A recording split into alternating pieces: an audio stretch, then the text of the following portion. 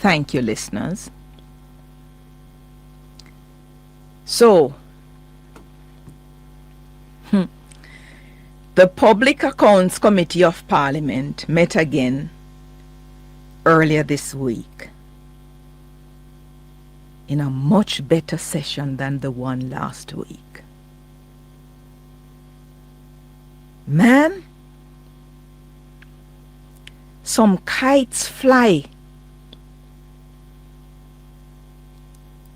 You need to hear the theories that are germinating as evidenced by questions being asked of the chairman of the board of the University Hospital of the West Indies about these 4 companies cited by the Auditor General as having benefited from UHWI's improper use of its tax-exempt status.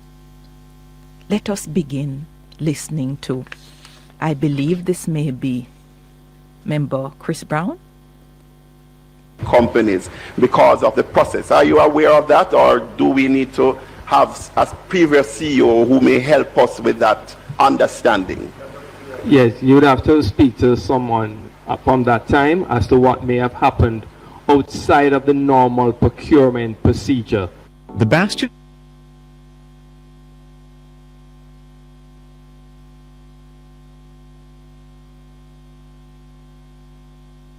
Because that would not be a part of the normal procurement or the required procurement procedure. And well, and what we're dealing with here, we are seeing that almost everything is abnormal based on the university's operations. No, the breaches are very clear and egregious, but as you said, someone else before your time would need to help us.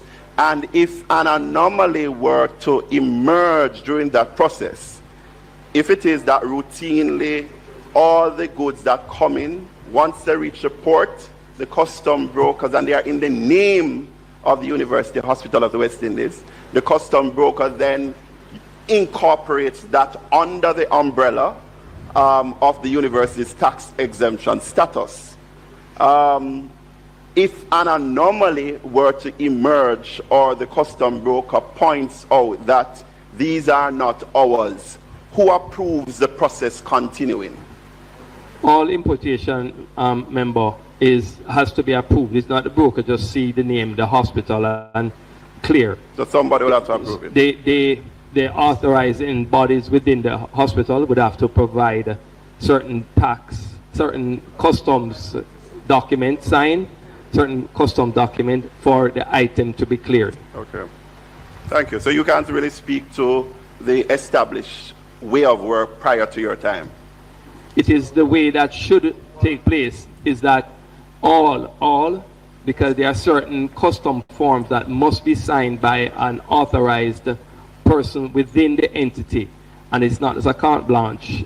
Anything with the name you can actually just clear, and the broker doesn't do that. Okay. Again, I'll say, Mr. Hostin, is that there are a lot of shoulds. We have been sitting here and hear what should happen and what did not happen based on what should have happened. So the first kite was around the role of the customs broker. And when you listen to the question by Member Brown, you'd get the impression that customs broker are at the wharves or wherever these vessels come in for delivery. And they're just prowling around and checking each barrel to see, is the name of UHWI on this barrel? Is the name on this one? And if the name is on this one, then the customs broker seeks approval there and then. So the chairman said, no, it doesn't happen like that. You have to get approval first from customs, have your certification signed off, and you expect your shipment to come. You have the customs broker from UHWI who is engaged and provided with the documentation, and he goes and he does whatever is to be done. So that argument, that line of questioning was flatly, well, not flatly, it was put in the proper context by the UHWI board chair. Let's move on to the other extract. It's interesting, Chairman, when you consider that UA was utilizing the tax compliance certificate of the private wing of the hospital. For a number of years it appears.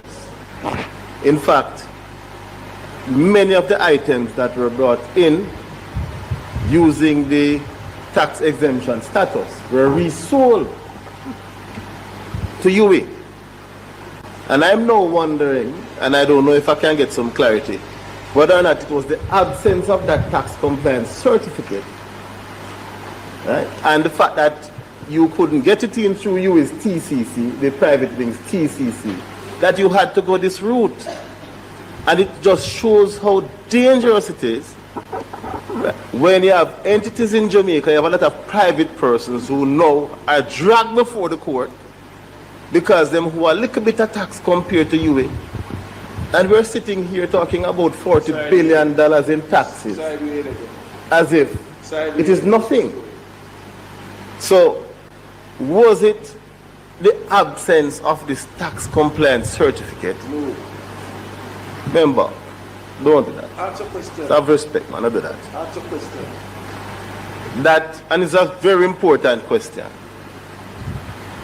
Because now, hearing that there was no TCC, it causes me to wonder if this is a loophole or a lacuna that was employed by UA to import items, and now when these individuals and their companies are called into question, they're being thrown underneath the bus. So, is it a case where because of the absence of the TCC, UA engaged these companies, and then that would explain why you had a buyback at 10 times at what they was imported? Yeah, man, 10 times. And it is documented here, so remember you need to consult the findings. It's not a buyback. So there was a buyback of crockery. Remember? And you have 4 companies, not just one. And we don't know whether or not any of the other 4 have anything to do with members in this house. So I don't know why we're zoning in on one. And the one in question of the 4 did not make any attempt, and you can confirm, to sell back anything to UA. Doesn't matter. So, could you confirm whether or not the absence of the TCC was the rationale or the basis for engaging these companies to use the tax exemption status? Mr. Chairman, member. Go ahead. You can talk to me. Just Okay. direct your answer to me. All right, Mr. Chairman, there is no basis, absolutely no basis, upon which anyone, any entity at the hospital or anywhere else should be breaching government guidelines for any reason at all. Absolutely no reason. So that was kite number 2, the so-called TCC loophole. You know, I quite like this guy, Lothian Cousins. I think his presentations in Parliament have always been quite good. Something was off in that session. He's operating like a third cousin. And you know what is happening in that Parliament? And it happens all the time on both sides. Whenever a member of each or either of the sides becomes subject of a discussion, the lines are drawn. So you heard Chris Brown asking questions about the role of the customs broker, and if it is of something of long standing, and whether this particular chairman can speak to it. And you hear Lothian cousins now, having heard that UHWI owes billions in taxes and was using the tax certificate of the private wing.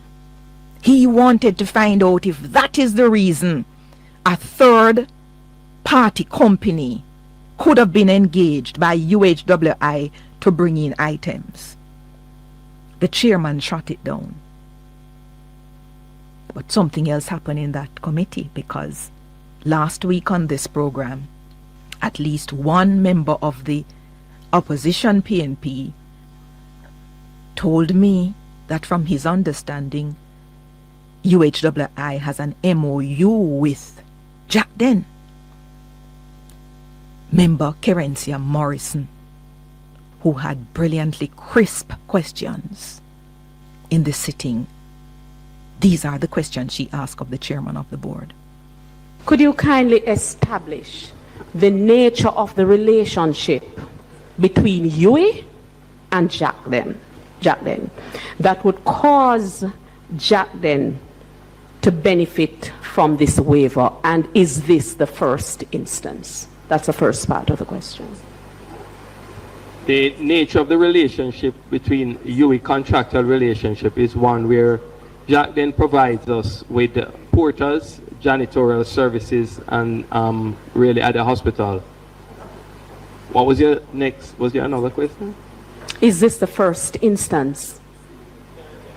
I do not know of any other instance other than what is reported in the Auditor General's report. Okay. The second part of my question. Are patients from UWI sent or referred to JACDEN for any type of service? Dialysis maybe? So. We have no record of that happening. There's no record? No, none. Because that would be, that part of the information would be very useful.